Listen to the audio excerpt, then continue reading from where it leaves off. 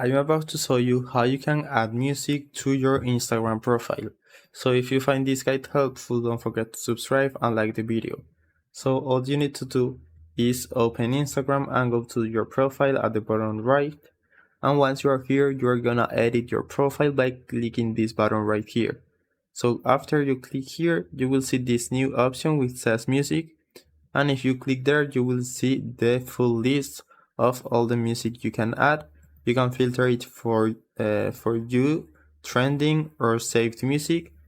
Right here, you will see the music you have saved by clicking this icon.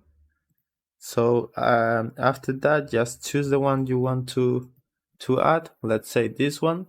Just click it, click this icon, and select the part of the song you want to add. So let's say is this one. Just click this tick, and after a few seconds you will have this music ready on your profile, and you can remove it right here whenever you want. So now if people go to your profile, they will see this song and they can click there to play it. So I hope it was helpful, and thanks for watching.